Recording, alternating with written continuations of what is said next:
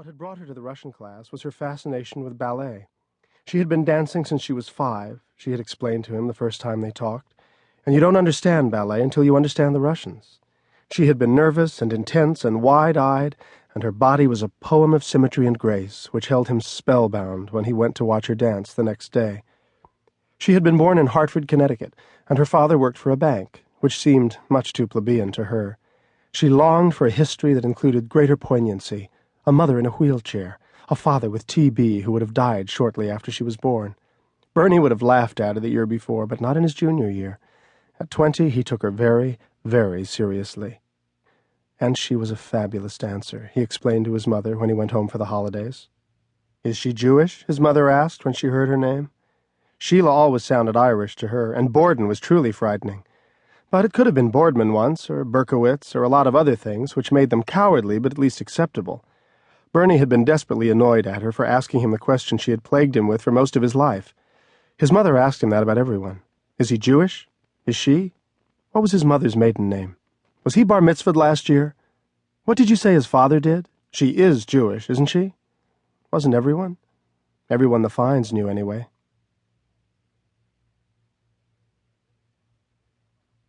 Bernie's father, one of the country's top throat surgeons, didn't object so violently to Sheila, but Ruth Fine continued to be horrified. She was the consummate mother, and when she discovered that Bernie hadn't been traveling alone in Europe the summer between his junior and senior years, but with his girlfriend, Bernie thought she'd have a stroke. Still, he was in love, and nothing could stop him from seeing Sheila. He surprised her on Valentine's Day with a beautiful little diamond ring he had bought for her, with money his grandparents had left him when they died. It was a small, neat, emerald-cut solitaire. It was only 1.5 carats, but the stone was impeccable. The day he bought it, his chest felt tight. He was so excited all the way home. He had swept her off her feet, kissed her hard on the mouth, and thrown the red-wrapped box in her lap with a careless toss. "Try that on for size, kid." She had thought it was a joke and laughed until she opened it. And then her mouth fell open, and then she burst into tears.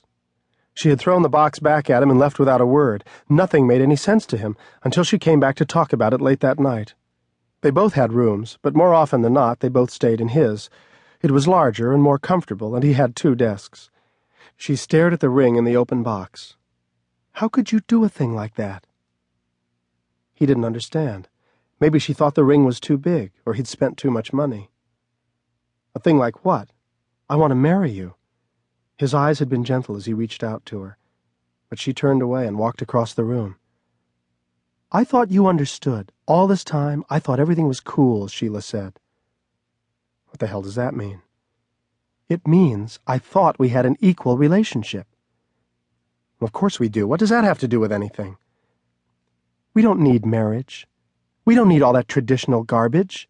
She looked at him disgustedly, and he was shocked. All we need is what we have right now for as long as it lasts. It was the first time he had heard her talk like that, and he was wondering what had happened to her. And how long is that? Today? Next week? She shrugged. Who cares? What difference does it make? But you can't nail it down with a diamond ring. Well, pardon me. But he was suddenly furious. He grabbed the box, snapped it shut, and threw it into one of his desk drawers. "I apologize for doing something so innately bourgeois. I guess my Scarsdale was showing again." She looked at him as though with brand-new eyes. "I had no idea you were making so much of this." She looked puzzled by him, as though she suddenly couldn't remember his name. "I thought you understood everything."